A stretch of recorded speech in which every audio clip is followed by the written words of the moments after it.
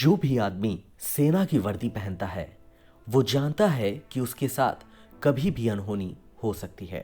देश के पहले रक्षा प्रमुख यानी कि सीडीएस जनरल विपिन रावत भी ये बात बखूबी जानते थे। वो बेहद काबिल आदमी और जांबाज योद्धा भी थे, साथ ही वो बहुत किस्मत वाले भी थे। उन्हें गोली लग चुकी थी। नागालैंड में हुए एक हादसे में वो बाल बाल बच गए थे, लेकिन विगत 8 दिसंबर को जब वो एक कार्यक्रम में भाग लेने जा रहे थे तब तकदीर ने उनका साथ नहीं दिया। पौड़ी गढ़वाल के एक गांव में 16 मार्च 1958 को पैदा हुए जनरल विपिन लक्ष्मण सिंह रावत का परिवार पीढ़ियों से सेना में रहा है। उनके पिता लक्ष्मण सिंह रावत लेफ्टिनेंट जनरल के पद से 1988 में रिटायर हुए थे। ऐसे परिवार से आने वाले बिपिन रावत ने करियर के रूप में सेना को ही चुना था। उन्होंने गोरखा राइफल से 1978 में अपने सैन्य करियर की शुरुआत की थी। दिसंबर 2019 तक सेना की नौकरी की। सेना से रिटायरमेंट के एक दिन पहले ही सरकार ने उन्हें चीफ ऑफ डिफेंस स्टाफ बनाने की घोषणा की। उन्होंने 1 जनवरी 2020 को सीडीएस का पदभार ग्रहण किया। उपलब्धियों से भरपूर था जीवन।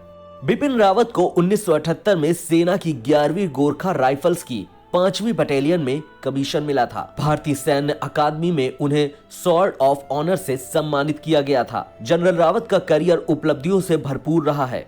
इसे उनको मिले पुरस्कारों से ही समझा जा सकता है। उन्हें उत्तम युद्ध सेवा मेडल, अति विशिष्ट सेवा मेडल, युद्ध सेवा मेडल, सेना मेडल, विदेश सेवा मेडल जैसे मेडल मिल चुके हैं। कारगिल युद्ध में लिया हिस्सा। जनरल रावत ने 1999 में पाकिस्तान के साथ हुए कारगिल युद्ध में हिस्सा लिया था। इस युद्ध में भारत को जीत मिली थी। सरकार ने 2001 में उस समय के उप प्रधानमंत्री लाल कृष्ण आडवाणी की अध्यक्षता में कारगिल युद्ध की समीक्षा के लिए ग्रुप ऑफ मिनिस्टर्स का गठन किया था। इस जीओएम ने युद्ध के दौरान भारतीय सेना और वायुसेना के बीच तालमेल की कमी का पता लगाया था। इसी समूह ने चीफ ऑफ डिफेंस स्टाफ की नियुक्ति की सिफारिश की थी। इसका उद्देश्य तीनों सेनाओं में तालमेल बनाना है। संयुक्त राष्ट्र के शांति मिशन का किया नेतृत्व।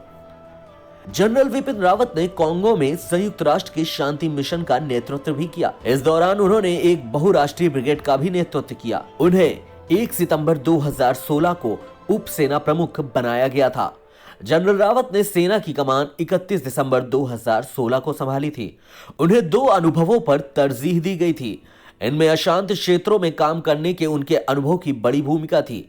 उनके पास पूर्वी सेक्टर में वास्तविक नियंत्रण रेखा, कश्मीर घाटी और पूर्वोत्तर में काम करने का अनुभव था।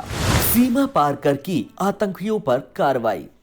जनरल विपिन रावत के नेतृत्व में सेना ने सीमा पार जाकर आतंकी शिविरों को ध्वस्त कर कई आतंकियों को ढेर किया था।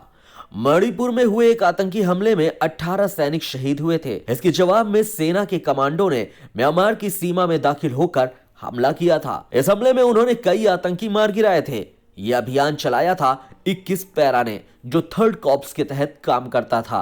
उस समय 3rd कॉर्प्स के कमांडर विपिन रावत ही थे। वहीं जब जम्मू कश्मीर के उरी में स्थित सेना के ब्रिगेड हेडक्वार्टर्स पर कुछ आतंकियों ने हमला कर दिया था। इस हमले में 19 सैनिक शहीद हो गए थे और करीब 30 सैनिक जख्मी हुए थे। इसके बाद सरकार ने सीमा पार जाकर आतंकी शिविरों को ध्वस्त करने का फैसला किया था। इस पर सेना ने 28-29 सितंबर की रात पाकिस्तान के कब्जे वाले कश्मीर जाकर आतंकी शिविरों पर कार्रवाई की थी। हेलीकॉप्टर क्रैश हादसे में हुए शहीद।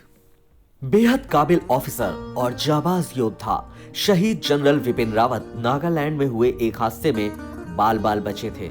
उन्हें गोली लगी थी, लेकिन 8 दिसंबर 2021 को जब वो एक कार्यक्रम में भाग लेने जा रहे थे तब तकदीर ने उनका साथ नहीं दिया। तमिलनाडु के कुन्नूर में सेना के हेलीकॉप्टर क्रैश हादसे में chief of defence staff CDS Vipin Rawat और उनकी पत्नी का निधन हो गया। जानकारी के अनुसार हेलीकॉप्टर में 14 लोग सवार थे, किंतु इस भयावह हादसे में सभी का निधन हो गया और देश ने अपने इस महान वीर सपूत को खो दिया। देश की इस महान विभूति को और सभी शहीदों को हमारा शत शत नमन।